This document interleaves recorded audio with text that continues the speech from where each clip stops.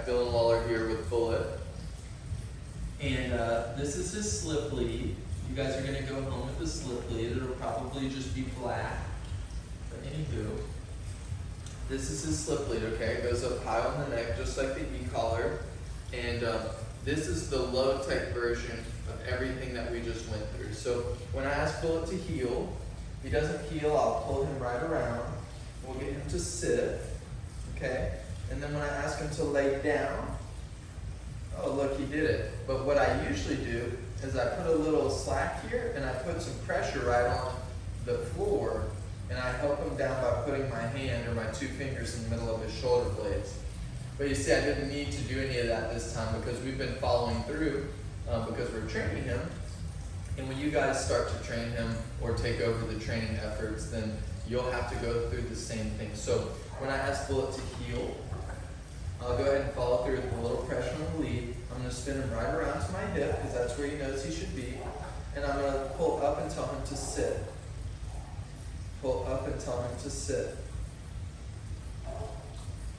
Good, he took a sweet time, that's okay. I'm going to point to the floor and say down. Put my foot right here. I'll take some slack out. Pull it down. Good, and that time I had to go through it. When I start walking, I'm going to say heel. And when I stop walking, I'm going to tell him to sit. Sit. Good. Heel.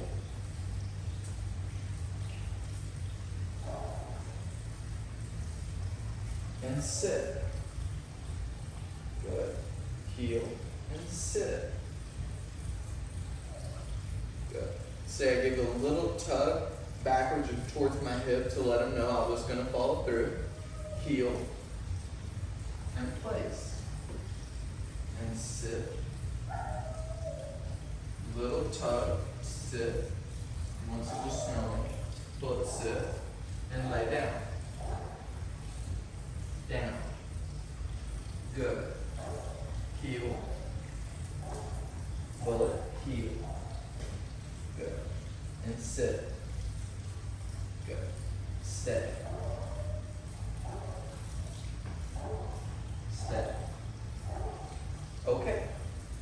And there again, I got him to sit through the taking off of the leash, and then I released him. So he does not need to be releasing himself through doorways or getting on and off the leash, or if you ask him to sit, you need to release him. If you ask him to lay down, you need to release him. If you ask him to stay, you need to release him. And if he gets up before we release him, we'll have to follow through and put him back in the position or behavior that he was asked to do. And then we will need to release him on our terms when we have him under control and behaving responsibly. So I hope that all made sense. This is the low-tech version of what you just saw with the e-collar.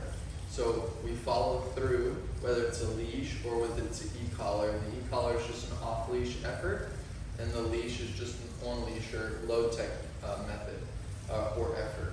So please let me know if you guys have any questions. Leash walking is a structured routine walk.